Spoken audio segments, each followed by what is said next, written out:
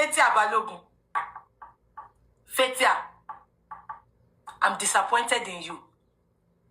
Only call me not how to. Moripo call blogger kan out FATHIA.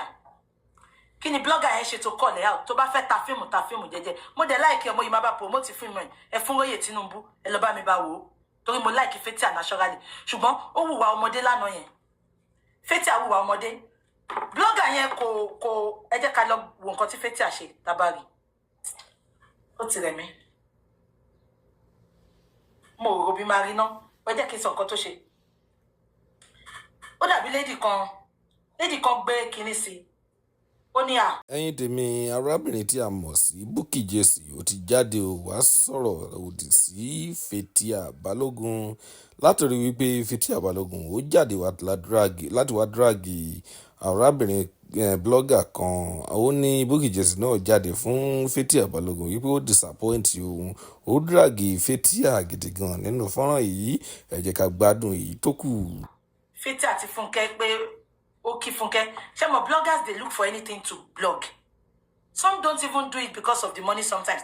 Àwọn míì kan fẹ́ jẹ́ káwọn èèyàn kàn rẹ́rìn. That is why they call it blog. Sometimes they don't mean àwọn tó máa update, àwọn tó máa ń kọ nǹkan bí àwọn Linda Ìkejì yẹn kò ṣàwá tá à ń ṣe live video báyìí o.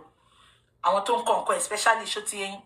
Ṣé bloggers sometimes they just want traffic on their platform. That is why they are called bloggers. Sometimes they update some things that is not true. Kò ṣe bí tèmi o. Tẹ́ bá rí mi tí mo gbé nǹkan sórí page mi mo ti verify ẹ̀. Èmi ò ń gbé fake news. Now that is not the point of contention. Blogger yẹn wá gbé pé Fúnkẹ́ kí FATHIA bó ṣe dá lóhùn. FATHIA dẹ̀ bọ́ta ó ń ṣe fídíò. Ẹ fi wá sílẹ̀ o. Ẹ máa ṣọ́ wa o. Àǹtí FATHIA, mi fẹ́ sọ pé orí yín burú o. Ká fi yín sílẹ̀ káyé máa ṣọ́ yín.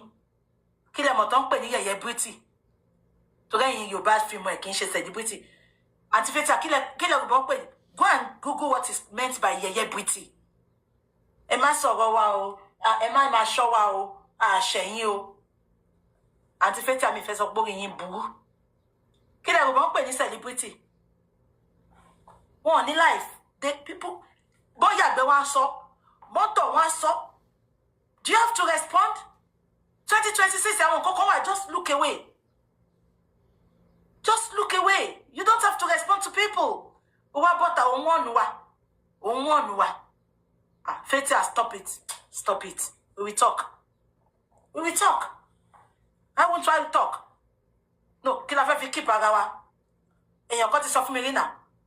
Mọ́mì mi kan tó wà ní America. Ó ní cancer àwọn ọmọ pẹ̀lú àwọn tó jẹ́ kí cancer àwọn lọ. Wọ́n láwọn wá búyàn lórí platform mi, àwọn kan máa ń wá rẹ́rìn tí bá ti ń sọ̀rọ̀. FATHIA, pack well. Kó wá polówó fíìmù máa bẹ́ẹ̀ gbé. Don't do that again. Wọ́n tó call èèyàn out rí. Owó ẹni tí ń bá ṣẹ̀pẹ̀ tẹ́rí ṣe ẹ̀yìn náà tí ń fi pẹ́ fẹ́ máa sọ̀rọ̀. Wọ́n á drag yẹn ní mú ṣẹ́ńjì délé.